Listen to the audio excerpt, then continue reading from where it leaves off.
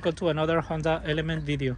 Today I have this 2010 Honda Element, and unfortunately the catalytic converter was stolen, and I just want to guide you guys through the parts that I'm going to use. But first let me show you the damage that whoever did this caused to this beautiful element. And I will say most of people who had their catalytic converter stolen, this is the way they cut it. They will cut it from here because they don't want a deal to remove this. And then usually here, this is what they cut. So you will be missing all this part right here. And I will highly recommend you to disconnect the two connectors for the O2 sensor. One is blue, one is gray. And then after these two are disconnected, what they're gonna do is it's gonna be less chances that you're gonna fry your driver on the PCM, because look at these wires, how bad they are touching. So here are all the parts that we are going to use to fix this. And first we're gonna need a catalytic converter. You can either buy just this part from here to here, or you can buy the whole thing. This is a Walker brand, and this is a California CARB legal. So if you don't have like a smoke check in your state, then you are fine. You can always buy a cheaper catalytic converter, but just keep in mind that catalytic converter might go bad like sooner than you expected if you buy like a cheap one. In this case, we just want to put this catalytic converter and have this element back in the row. So you guys gonna need this.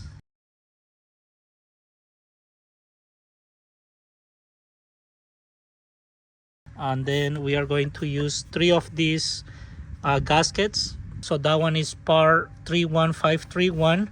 The other gasket is 31378. That one goes over here.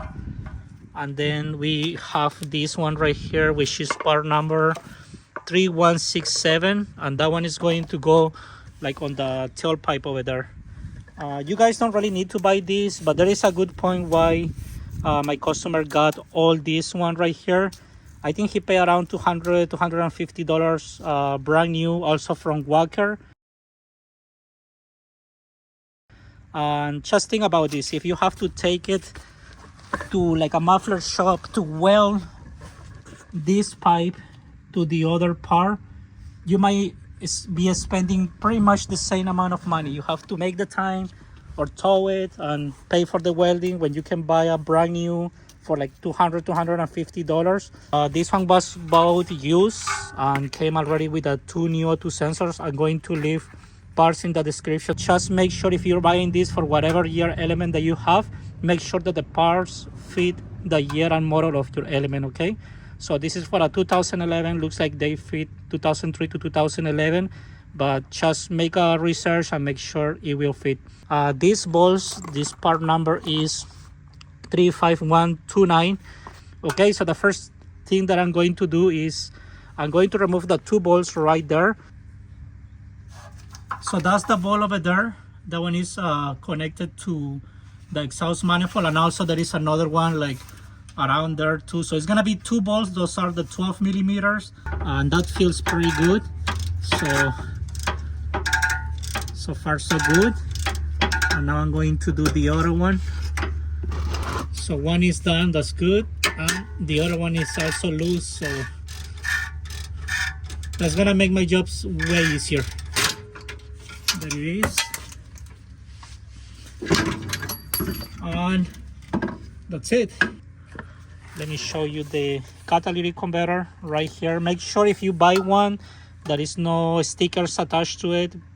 For example, here in the muffler, they have this sticker. If you leave it there, you're gonna smell like it's burning after this heats up. So just make sure you take it out the most that you can. Okay, so what I'm gonna do next, I'm going to grab this part right here, and I'm going to use this bigger donut gasket, which is the 35531. That one is gonna go over there, and let's see or let's compare it with the OEM one and see how flat they fit. Okay, so now comparing the 2 donut gaskets for this part of the catalytic converter, I noticed that the diameter inside is a little bit bigger in this part. I researched or did a little bit of research, and people are able to still use this, but you gotta file this a little bit inside. In the other end of the catalytic converter, this is where the other gasket goes, and if you notice in the part of the muffler, then this won't go all the way in flush, so I will have to file this a little bit. And then this inner part is fine, this doesn't fit good.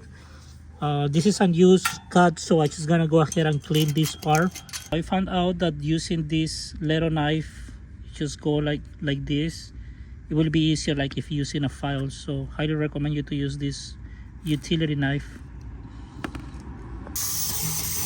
if you need to out any excess of the gasket. And then I'm using just brake cleaner to clean that, let it dry a little bit. So after filing that gasket, you guys can see that it perfectly fit now. At that point, this welding on the OEM was, look how nice it looks.